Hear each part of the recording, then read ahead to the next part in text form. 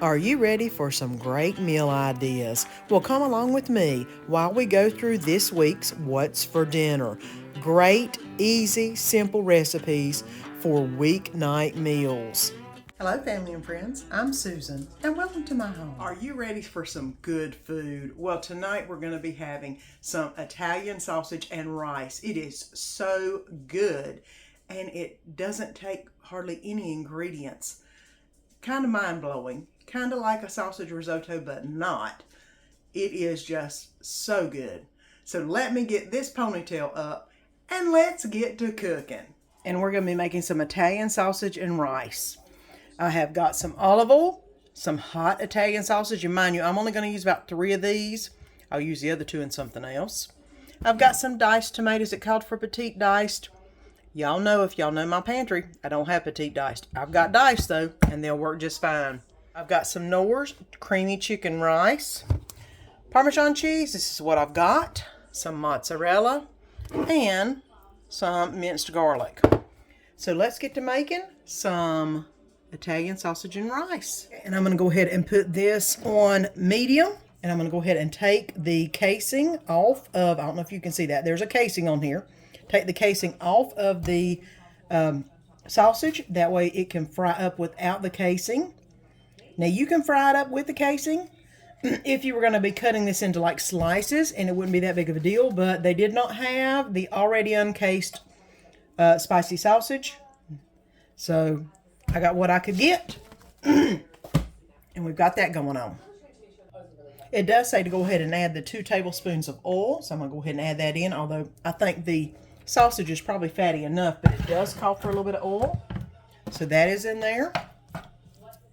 And then we're going to let this cook just a little bit. I did forget something in the lineup earlier, and that is 1 onion diced. I'm going to go ahead and let this start cooking. It does say to go ahead and add the minced garlic in. I want to wait just a little bit because you can burn that garlic. But I want to wait till this sausage gets sauteed down a little bit and the onion before I add the garlic in. I have removed the sausage and onion from the pan. I'm going to go ahead and add 2 cups of water and the whole packet of Knorr's creamy chicken.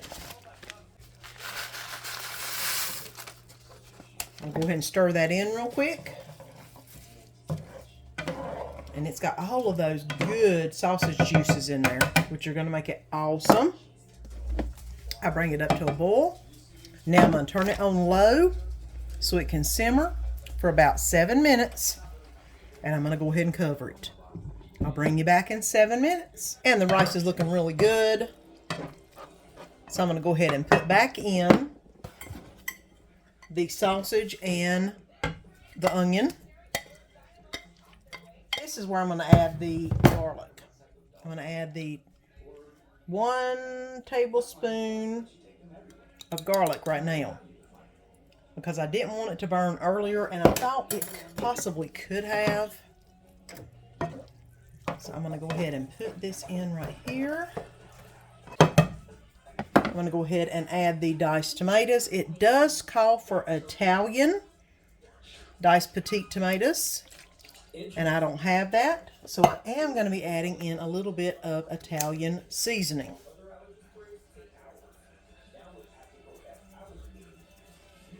Just to get a little bit more of that Italian flavor in here. Not that sausage had too much or very little, but you know. And I'm going to go ahead and let this, now that I've stirred it up, I'm going to go ahead and let this simmer for about 2 to 3 minutes. And then we will add some cheeses and it will be ready to eat. Now it is pretty much nicely cooked up. I know the tomatoes are not as soft as I would have liked them, but that's okay. I'm going to be adding in a 1/2 cup of mozzarella and a 1/4 cup of Parmesan.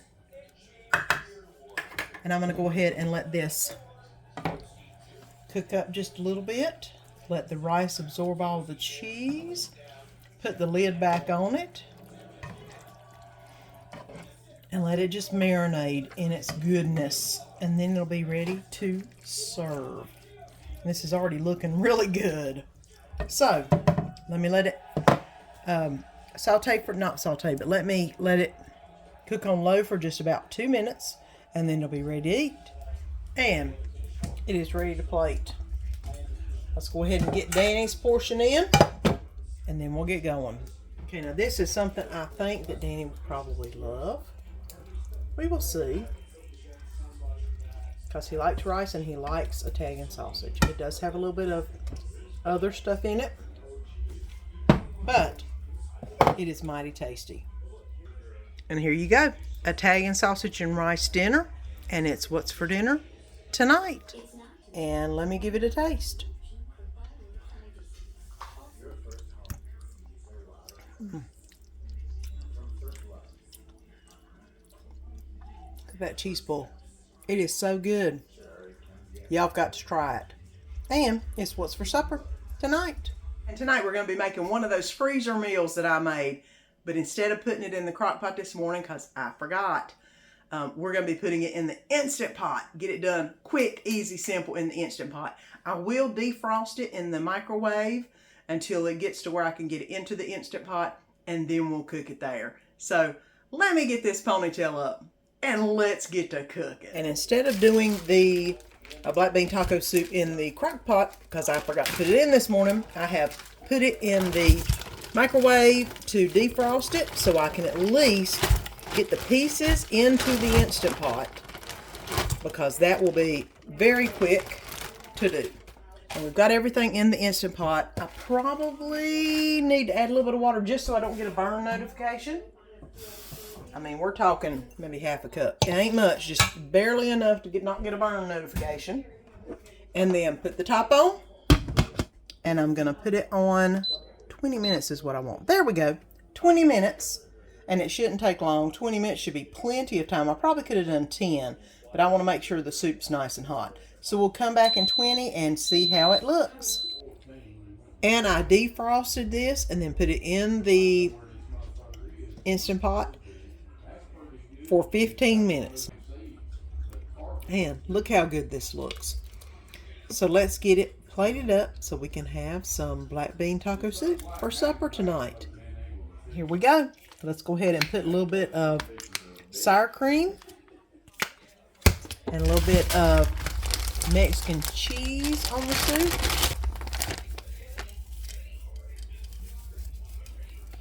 All right. There we go. Black bean taco soup. It's what's for supper tonight. And tonight we're going to do something a little German inspired. Some pork schnitzel. Basically it's kind of like a fried pork chop, but you beat it and thin it out so it's nice and tender. Gonna have a few noodles on the side. That's all we need. Something simple and easy and quick. So let me get this ponytail up and let's get to making some pork schnitzel. And we're going to be doing some easy pork schnitzel tonight. I've got me 3 pork chops, a little bit of olive oil, a little bit of butter, some Italian breadcrumbs. I thought I had panko and I don't have any, but they will work. Some of the seasoned flour, a couple eggs, and I'm going to make some Alfredo noodles to go along with it. So let's get to going on pounding some chops and getting them nice and thin to get the schnitzel going. I'm going to pound the first chop. It does have a little bit of bone right here on the corner, so I'm basically going to pound all the way around it, keep my fingers on the bone, that way I don't pound on the bone or do anything like that. But basically,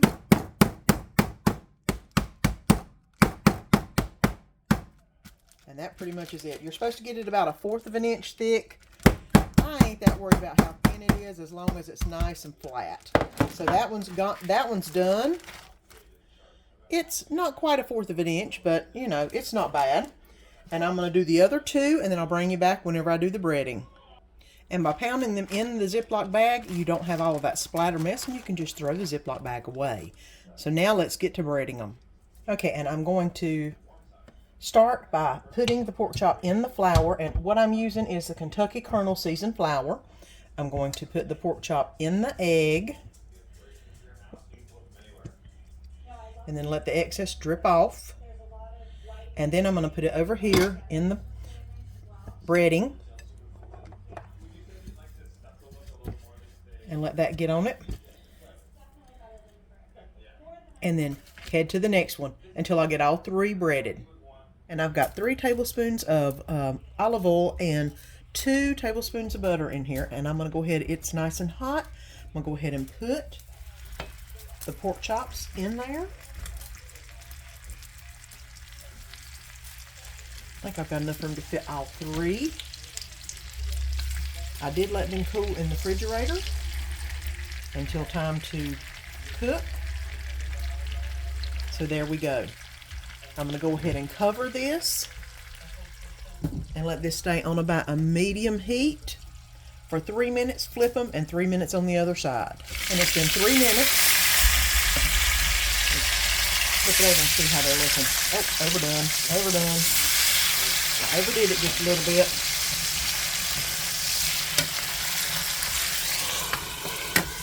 That's okay. I won't do these as long. About 2 minutes and they'll be done. Go ahead and get this plated up. So here is the pork schnitzel. Even though I had one that I did a little too much on one side, but it's still good. And then I'm going to put some noodles on the side. And here we go, pork schnitzel and noodles. And it's what's for supper tonight. Tonight we're going to be doing some chicken broccoli rice casserole. Takes about 15 minutes to put everything together and bakes for about 35 minutes. So within 45 minutes you can have dinner on the table. And it's so good. So my ponytail's already up. Let's get to making some casserole. And we're going to be making some chicken broccoli rice casserole tonight. We're going to be using some Knorr's cheddar broccoli rice, half an onion chopped, some Parmesan, some mozzarella, only 12 ounces of broccoli florets that are frozen, and 3 cups of shredded chicken. So let's get going on the chicken broccoli and rice casserole. Okay, and into a big mixing bowl, I'm putting in 3 cups of shredded chicken. I'm putting in the whole bag of the broccoli cheddar Knorr's with all the good stuff inside of it. I'm putting in half a cup of course, Vidalia onion, chopped. 2 cups of water. 12 ounces of broccoli florets that are frozen. 1/3 cup of Parmesan cheese. Okay, and I have got a sprayed, it calls for 9x13. I'm just using this because I don't think it's going to need it, but we'll see if it'll fit in. I'm going to go ahead and put all of the ingredients into a dish and see if it'll fit in this smaller dish.